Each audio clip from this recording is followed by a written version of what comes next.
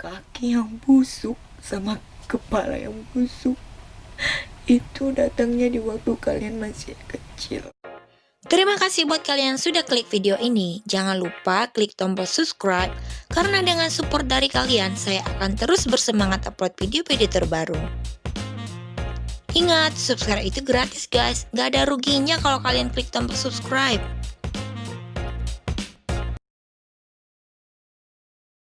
Halo teman-teman semua, kembali lagi di YouTube channel Susi Nelson yang ada di London. Di video kali ini agak mellow ya, karena aku ingin menceritakan tentang kehidupan aku, masalah penyakit. Kalau kalian nanti mendengar Abigail berisik, tolong diabaikan ya teman-teman. Jadi sebenarnya aku tuh orangnya dari kecil udah sering sakit-sakitan ya, dari mulai SD dan sampai sekarang. Jadi kita mulai dari saya masih kecil dulu ya, penyakit apa aja yang pernah ada di tubuh aku ini. Jadi bermula dari yang pertama itu kaki aku itu waktu aku kecil, dia itu di selah-selahnya ini suka bernanah dan dia itu bau busuk seperti itu teman-teman, seperti kurap dan kayak nggak tahan air gitu loh. Kalau kena air tuh pokoknya bernanah gimana ya. Aku kasih lihat kakiku ya, yang sekarang udah baikan ya. Ini udah dari 20 tahun yang lalu. Waktu itu di SD ya, mungkin kelas 4 atau kelas 5, saya lupa. Maaf ya teman-teman. Jadi di sekitaran ini itu, di sininya itu selalu bernanah teman-teman. Dan aku selalu sering di bawah mamaku ke puskesmas yang dekat rumah aku. Bisa naik motor sih, nggak jauh-jauh banget. Nah di situ tuh dia dikasih obat, mungkin udah saya lupa banyak karena itu di SD ya. Waktu umur berapa sih itu, sekitar 4 atau kelas 5 atau 6, saya lupa. Nah pokoknya aku selalu dikasih obat yang bentuk pil, yang kuning-kuning kayak gitu, kecil gitu, sama yang putih ya. Di puskesmas kan selalu kasih pil-pil yang kayak gitu. Terus juga dikasih kayak, saya lupa apa, disuntik ya atau gimana, nanti saya mau tanya mama saya dulu ya, biar ceritanya akurat gitu ya. Nah teman-teman, di ingatan saya itu selalu dibuatin sama mama saya rendaman air hangat di baskom kecil gitu, terus dikasih air garam, selalu di kaki ini dicelupin ya, supaya nanahnya itu, maaf ya kalau kalian lagi makan nonton video ini, pokoknya ini bener-bener bau busuk bernanah. Seperti apa sih saya bilang, pokoknya kalau ada di Google nanti saya kasih lihat fotonya kalau ada ya yang nasibnya sama kayak saya. Mohon maaf kalau buat kalian yang nonton video ini, bukan bermaksud untuk buat kalian jijik nonton video saya ya, tapi ini adalah pengalaman hidup saya. Nah, dan bukan hanya kaki saja teman-teman, itu masih di level yang sama, masih di SD. Saya punya penyakit baru lagi. Kalian mau tahu apa? Saya sebenarnya mau nangis tapi aku tahan, tapi tergantung ya nanti ceritanya seperti apa ini aku ceritain. Itu belum selesai masalah kaki, lanjut lagi ke kepala aku.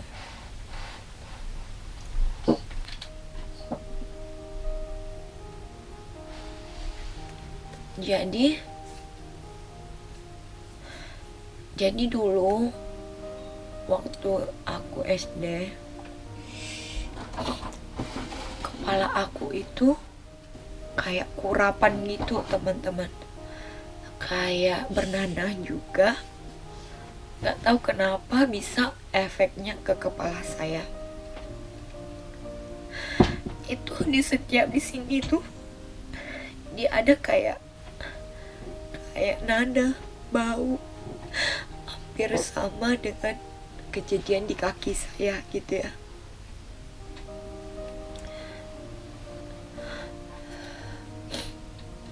Dia itu nanah gitu, bau banget, bau busuk.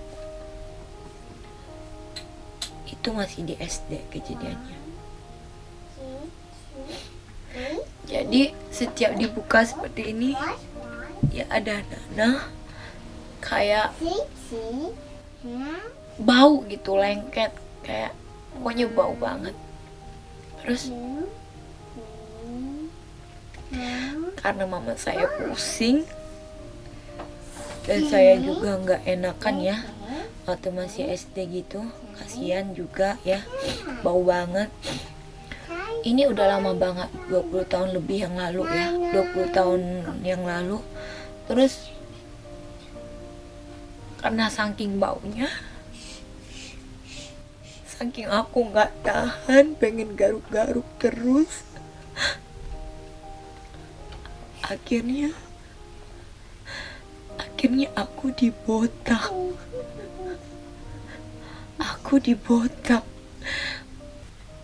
Kalau nggak salah itu kelas berapa ya, pokoknya antara kelas 4, 5 atau 6. Aku dibotak. Terus aku malu mau pergi sekolah.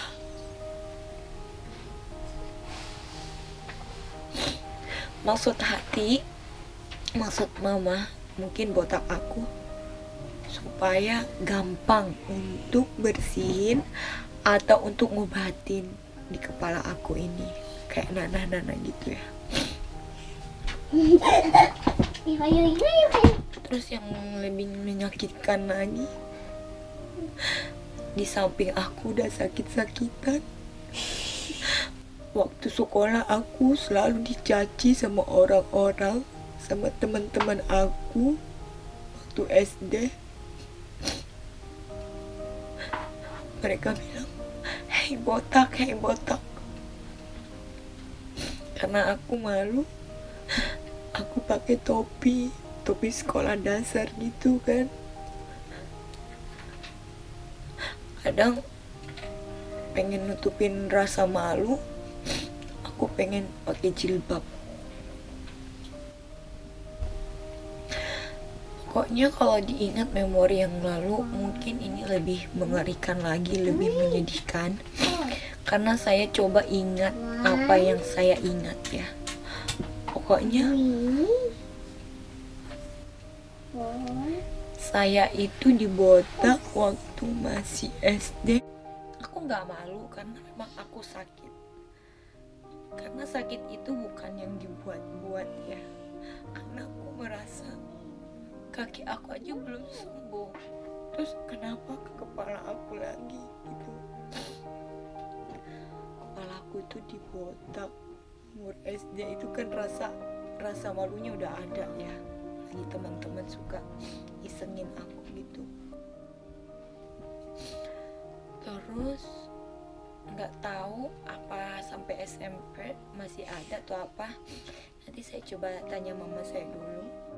Ya, aku berterima kasih banyak ke mama sama bapak aku yang selalu jagain aku, walaupun aku sering nyakitin hati mereka. Sampai aku nikah pun belum bisa bahagiain mereka.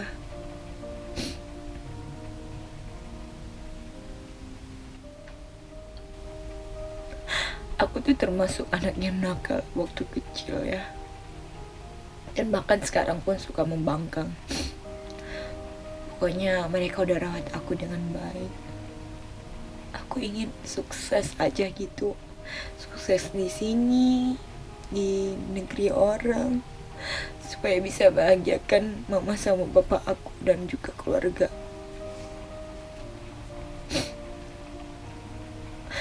Pokoknya itu benar-benar menyedihkan. Kalian bisa bayangin gak?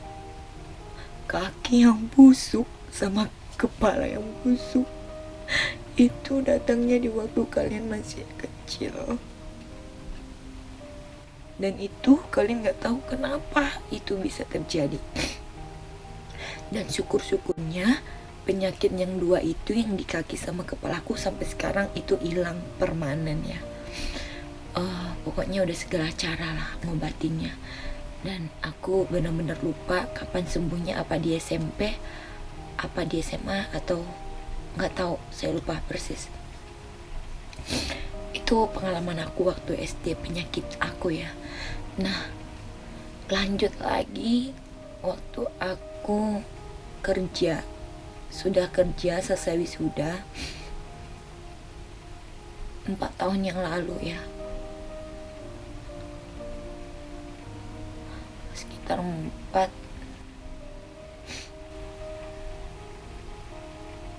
atau 5 tahun yang lalu. Jadi aku itu punya penyakit di sini, di belakang aku ini. Ini aku sebelum menikah ya, sudah sakit-sakitan.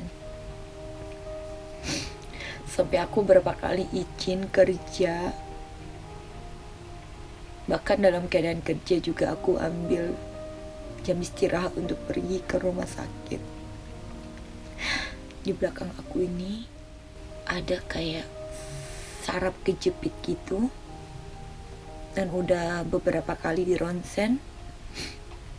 Waktu itu masih ingat, aku nggak pakai BPJS dan nggak pakai segala macam. Aku tuh kena sekitar 300 atau 400 ribuan hanya untuk ronsen, belum juga terapi atau apa. Aku sempat ikut terapi, itu terapinya paling 1 mingguan, dan itu pun 3 kali. Saya nggak ikut lagi. Saya hanya berdoa, karena sampai sekarang pun ini sakit banget.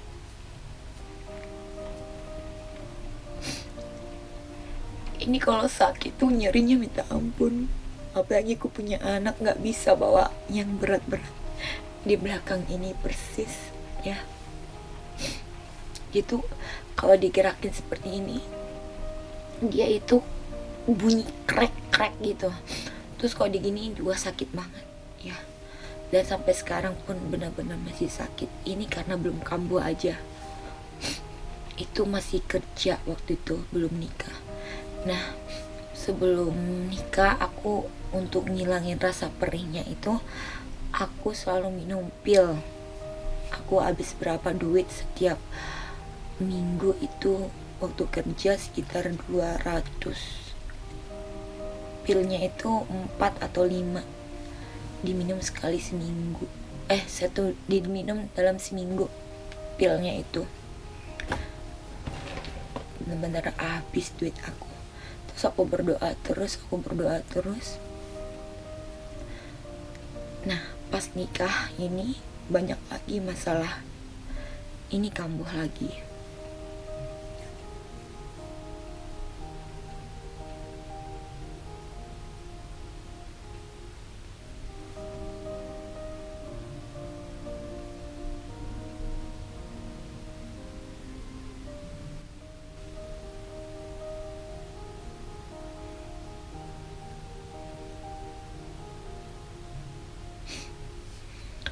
Aku tinggal di Malaysia lama ya. Jadi waktu melahirkan ini kambuh.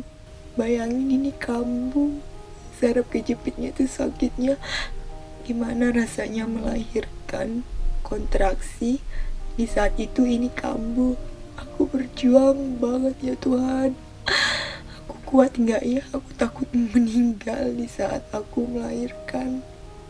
Terus aku berdoa terus. Aku bilang ke mertua, tolong aku, gimana ini, perut aku sakit, pengen gimana ya, rasa kontraksi itu rasanya sakit banget. Terus back aku juga sakitnya minta ampun. Pokoknya berdoa sama Tuhan supaya aku gak meninggal dalam keadaan melahirkan. Aku kasihan anakku gak punya mama gitu kan. Akhirnya aku makan kayak penenang gitu rasa sakit ini. Buat rasa sakit perut aku nggak tahu apa dikasih sama mertua aku waktu itu dia datang ke Malaysia. Terus abis melahirkan 2 hari 3 hari ini nggak kambuh ya. Tahu nggak sih, mertua aku ke Malaysia hanya 1 minggu dan balik ke London lagi. Mamaku datang ke Malaysia cuma seminggu ya. Terus berlatih sendiri jaga anak dalam keadaan sakit. Aku benar-benar nggak bisa megang anakku aja, nih sakitnya parah kayak lumpuh gitu. Terus aku berdoa, Tuhan kuatkan aku karena aku sama suami berdua ya di rumah tuh nggak ada siapa-siapa, kita jauh dari orang tua. Aku sembari ini nahan-nahan beberapa bulan.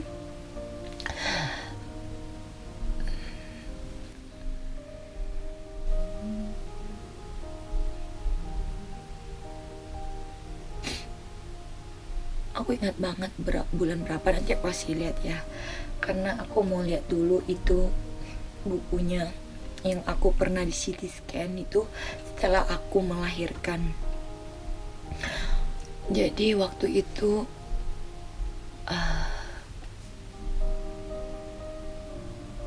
anak aku bawa masih kecil berapa bulan itu Abigail. Karena ini rasa sakitnya minta ampun, suami kerja, bayangin. Di malam hari dia kumat. Terus aku konsultasi ke dokter yang di Malaysia kan, karena orang banyak berobat ke Malaysia. Mereka percaya di Malaysia itu lebih bagus dibanding di Indonesia. Oke. Habis itu aku pergi berobat, konsultasi, tanya-tanya dulu berapa CT scan-nya dan ini segala macam ya. Nanti bilnya masih ada kayaknya, nanti di buku itu aku masih bawa ya. Aku nggak bakal lupa itu. Aku di CT scan dan di Malaysia itu sama persis katanya syaraf kejepit. Jadi itu benar-benar ngilu banget, aku nggak bohong. Buat teman-teman yang pernah merasakan ini, itu ngilu, super ngilu.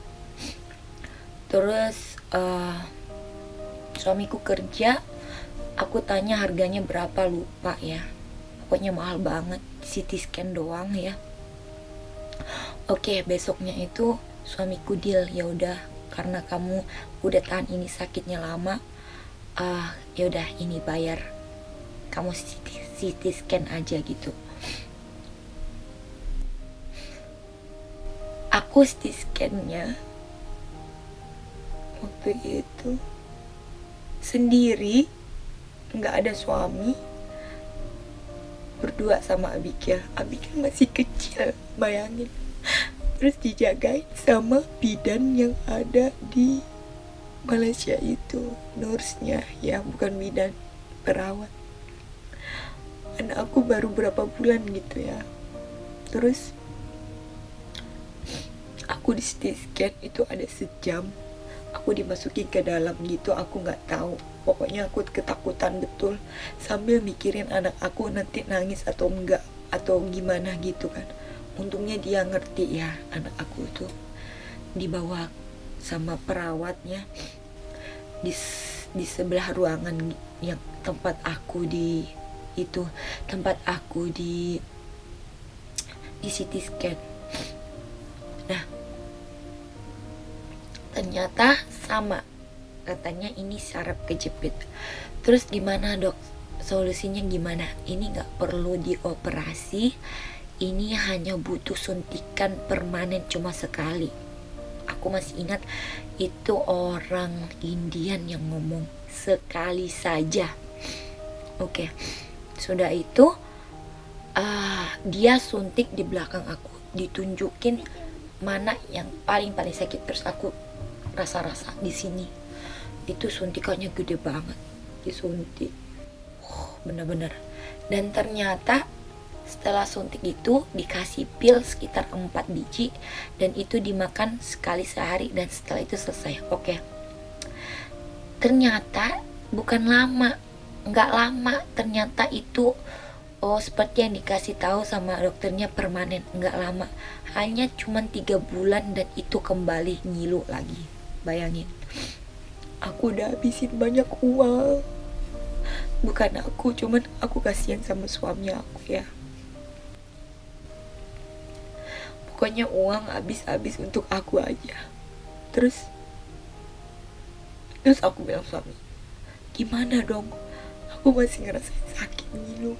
Karena aku tiap malam dipijitin, dimasak sama dia, kasihan gitu kan. Benar-benar kayak orang lumpuh.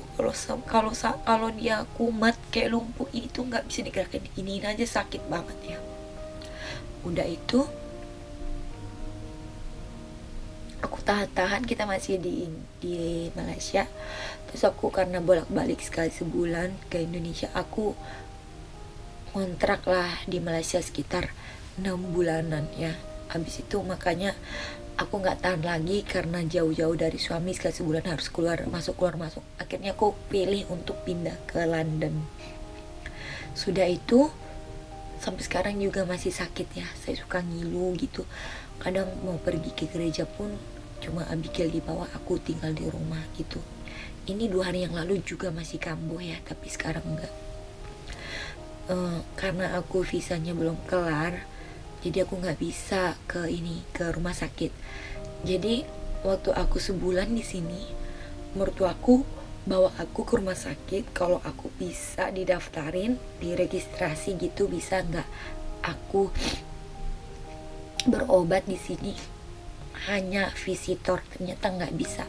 Oke, jadi katanya nunggu kamu punya visa, spesial visa aja dulu, kata dia gitu. Tapi saya bersyukur selama saya 6 bulan di sini saya nggak pernah sakit. Paling juga sakit flu, pilek gitu ya, nggak. Ini puji Tuhan banget, ini nggak kumat gitu ya.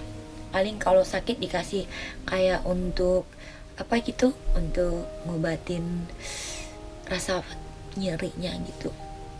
Nah, back lagi ke situasi waktu aku di Malaysia sebelum ke London. Ternyata aku punya penyakit baru lagi.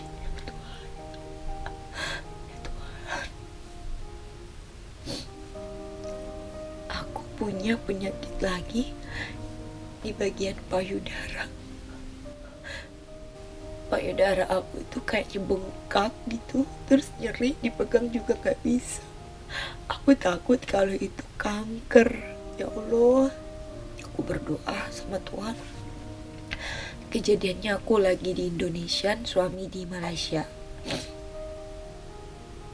Aku telepon dia, sayang, aku punya penyakit seperti ini. Karena aku udah ketakutan banget, apalagi masalah payudara ya kan. Aku searching terus, pokoknya takut banget yang namanya kanker atau tumor. Nah, karena gejalanya itu perih, nyeri atau apalah, aku baca-baca. Tapi karena udah negatif, bilangnya negatif gitu kan, udah ketakutan sekali gitu. Nah, ada orang yang nyaranin minum sirsak, daun sirsak. Itu aku konsumsi cuma 3 kali doang airnya ya. Terus ini nggak benar nih, kok nggak ada ngaruh sedikit pun gitu kan. Akhirnya aku telepon suami, aku mau pergi ke Malaysia, mau nggak mau aku harus pergi sekarang. Memang waktu itu udah timenya aku mau pergi ya, karena aku udah 3 minggu di Indonesia, aku mau balik lagi ke Malaysia. Sudah itu, untuk jaga Abigail, ternyata aku punya saudara di Jakarta ya. Nah, mereka lah jaga Abigail. Mungkin aku di Malaysia itu sekitar seminggu gitu, atau ya seminggu atau 2 minggu. Akhirnya aku pergi nyusul suami berobat di sana lagi.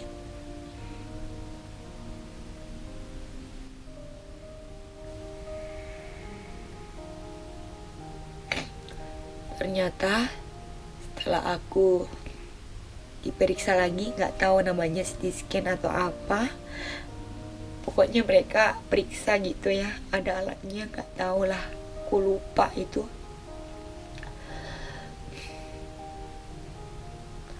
Ternyata itu di dalamnya ada kayak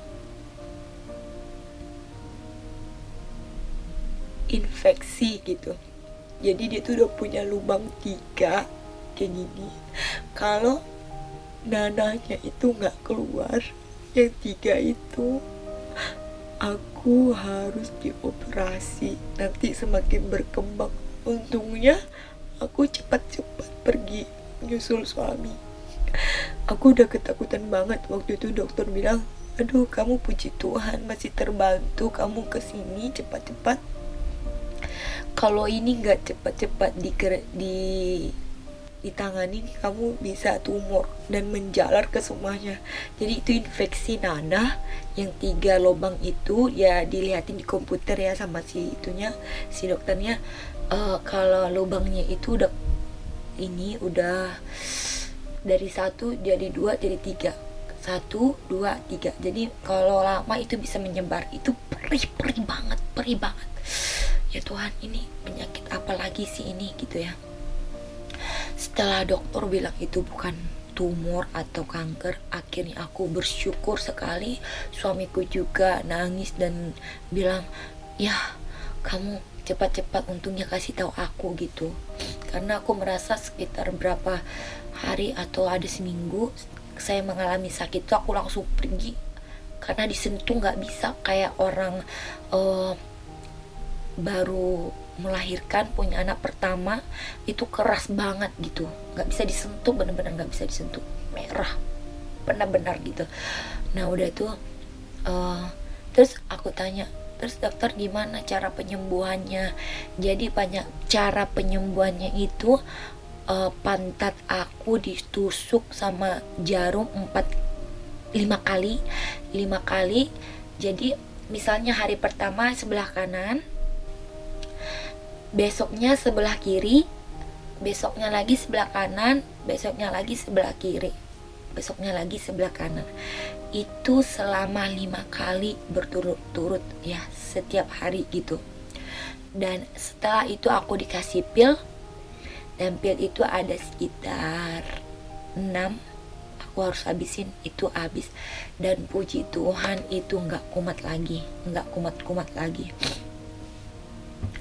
Pokoknya yang penyakitku masih sekarang yang belum sembuh dari sekian banyak itu bagian ini.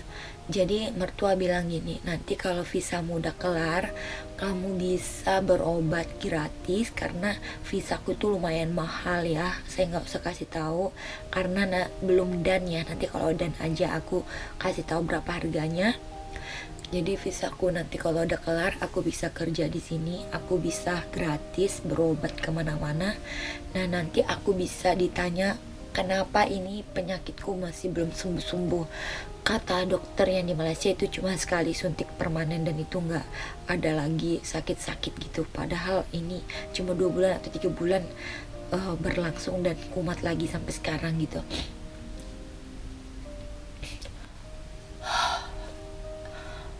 Dan sekarang aku punya penyakit baru lagi. Kalian mau lihat ini?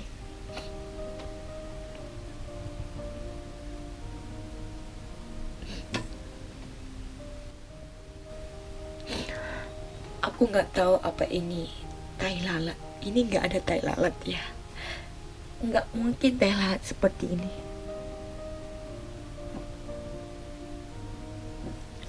Aku udah kopek-kopek sedikit-sedikit. Kalau dikopek itu berdarah ya, berdarah.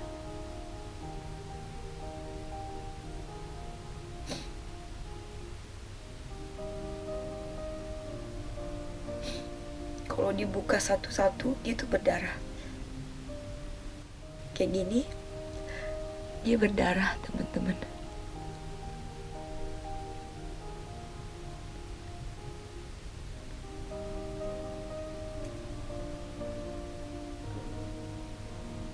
Kayak gini. Suamiku juga khawatir banget ini. Dia bilang ini kayak tumor atau kayak, aku takutnya ini tumor kulit ya. Aku baca-baca lagi di Google, ini dibilang tai lalat enggak, Cuman kenapa berdarah coba?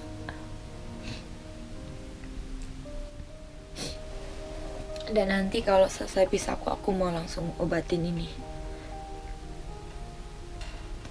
Dianya sebelah kanan, sebelah kiri aku nggak ada.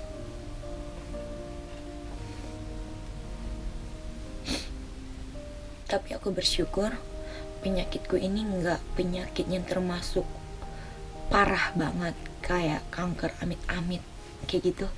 Cuman memang menjijikkan semuanya, semua menjijikkan. Pokoknya aku tuh nggak tahu kenapa selalu bless itu punya hidup. Aku terlalu di bless, terlalu diberkati sama Tuhan, karena aku punya suami yang baik juga, yang masih merawat aku sampai sekarang. Walaupun kadang dia bikin aku kesal, tapi aku selalu ingat kebaikannya dia. Tanpa aku bekerja, dia yang biayain aku gitu ya. Terima kasih banget sama suami aku kalau dia nonton video ini. Pokoknya dia selalu bilang, kenapa kamu selalu sakit-sakit? Aku kasihan sama kamu, badan kamu. Belum lagi satu sembuh, udah kambuh lagi yang lain gitu. Mudah-mudahan gak ada lagi penyakit. Aku gak mau lagi punya penyakit. Aku selalu berdoa sama Tuhan. Ini kejadiannya setelah aku udah di London. Pas aku sebulan yang lalu, aku mandi, aku lihat ini apa ya? Dibilang teh lalat, enggak teh lalat. Kok ada kayak berdarah gitu. Nanti ya kalau misalnya udah saya ke rumah sakit tahu ini penyakit apa, mudah-mudahan enggak bahaya ya, kutilan atau apa. Gak mungkin ini kutilan seperti ini guys. Pokoknya aku hanya berdoa sama Tuhan. Aku gak mau sakit-sakitnya aneh-aneh lagi. Aku gak mau. Cukup lah. Ini aku aja belum sembuh gitu.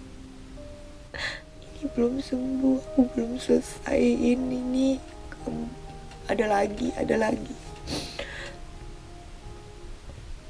Tapi aku gak patah semangat. Dan untungnya ada yang support aku untuk biayanya ya. Tanpa aku bekerja pun suami baik gitu ya, nggak yang namanya nuntut gitu, nggak apa-apa gitu. Kadang dia juga kasihan kenapa aku selalu sakit gitu, karena aku udah cerita dari kecil aku juga sering-sering sakit gitu. Sampai sekarang pun udah umur mau 30 masih sakit-sakitan gitu ya. Maafin aku guys kalau aku banyak sedih, karena aku merasa kenapa aku selalu sakit-sakit. Dan aku selalu coba masalah makanan itu harus yang sehat-sehat. Kadang kalaupun aku selalu makan mie gitu, aku nggak setiap hari makan Indomie ya. Pokoknya aku usahain aku nggak bakal nambah beban suami aku lagi, karena duit habis untuk aku aja gitu. Sampai di sini dulu guys. Buat kalian yang sakit atau sama kayak aku, jangan menyerah ya. Pokoknya kita berdoa sama Tuhan, karena Dia yang maha besar gitu, bisa menyembuhkan kita dari segala penyakit. Sampai di sini dulu video saya. Terima kasih buat kalian yang sudah menonton ya. Bye bye.